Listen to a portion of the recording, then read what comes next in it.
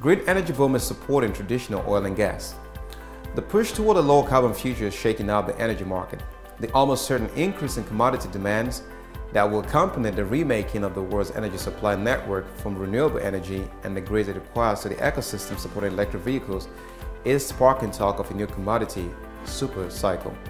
But the dynamic driving prices will be markedly different from those in the last super cycle, which was spurred by China's insatiable demand for commodities following its accession to the World Trade Organization in 2001.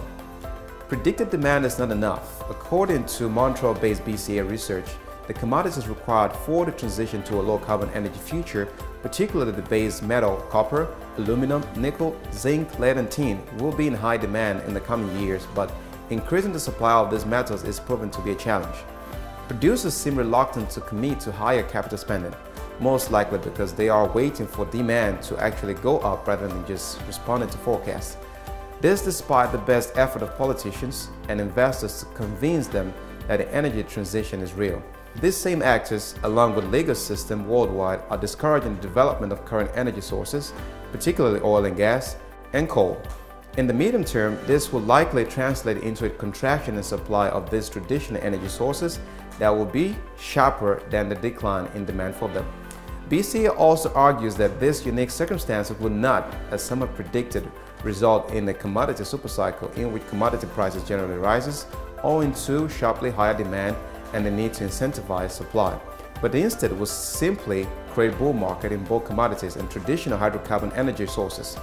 In commodities, the rise in prices will stem from an increase in demand for base metals that will spur the development of new supply, whereas the bull market in hydrocarbon prices will result from supply contracting faster than demand.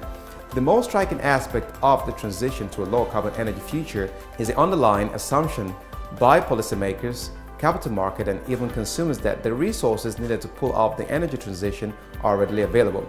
The mandates for electric vehicles from government at all levels and the near-term projection by automakers of a dramatic increase in production of these vehicles by the middle of this decade demonstrates this supply optimism. Nowhere is this outlook more apparent than in the market for refined copper, the bellwether base metal common to most of the technologies required for this energy transition. Copper has been in a physical deficit. Production minus consumption is negative for the past 6 years, in which time the price for copper has more than doubled. Theoretically, high prices should incentivize increased level of production, but after an ill-timed investment in new mine discoveries and expansion over the past decades, mining companies have become more wary about investment and are using earnings to pay dividends and reduce debt. This leads BCA to believe that mining companies will not invest in new mine discoveries, but instead will use capital expenditures to expand brownfield projections, that is, projects that use existing facilities to meet rising demands. BCA points to a drop in copper quality as evidence.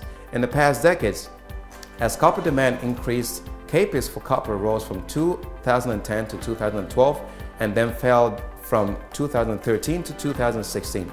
During this time, the copper ore grade declined.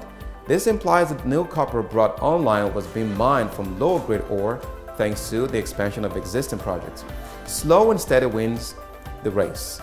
BCA remains confident that over the medium to long term, the build-out of the global EV fleet and the expansion of renewable and electricity generations, including supporting grids, will require a massive increase in the supply of copper, aluminum, nickel, and tin, not to mention iron ore and steel.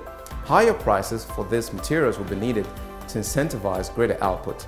BCA has one concern, however. New supplies of metals may not be delivered fast enough to build a renewable generation EVs, along with supporting grids and infrastructure necessary to cover the loss of hydrocarbons faced out by policy, legal, and boardroom challenges. Such a turn of events would reinvigorate oil and gas demand and most likely incentivize supply at the margin. Another drawback to the anticipated increase in base metal prices is the already high cost of upgrading the current energy infrastructure.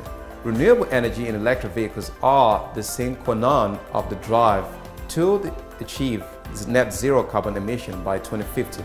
However, the rising price of base metal at BCA foresees will only add to the current high cost of rebuilding power grid to make them suitable for green energy. Given industry reluctance to invest in new mines, the research firm does not expect metal price to drop anytime soon. Copper supply shouldn't be an issue. Reserves in the ground are abundant and could meet higher demand until 2050, but investment in the development have not been made. In 2020, the total amount of discovered copper reserves in the world stood at about 870 million metric tons, according to the U.S. Geological Survey. Copper production can't meet demand. Copper has been in a physical deficit, i.e. production minus consumption is negative for the past 6 years. Recent legislative development in Chile and Peru, which together account for approximately 35% of total discovered copper reserves, could lead to a higher cost as left-of-center governments rewrite the state's constitutions. But even if copper mining companies were to move out of both countries, there is still about 570 million metric tons in discovered copper reserves elsewhere, and nearly 10 times that amount in undiscovered reserves. What capital is required to develop them? If prices just stay high, the rush to decarbonize may boomerang on proponents. One of the unintended consequences of unplanned and uncoordinated rush to a net zero carbon future could be an improvement in the competitive position of oil and gas as fuel for transportation and electric generations going forward. This development will be driven by the rising cost of developing and delivering the supply of metals needed to effect its net zero transition. BCA expects market to provide incentives for carbon capture, utilization and storage, CCUS technologies, and for effort to decarbonize oil and gas fuels, which will contribute to the global effort to arrest rising temperatures. This suggests that the urgency to sell these assets and divest hydrogen carbon holdings, which is currently underway, could be premature.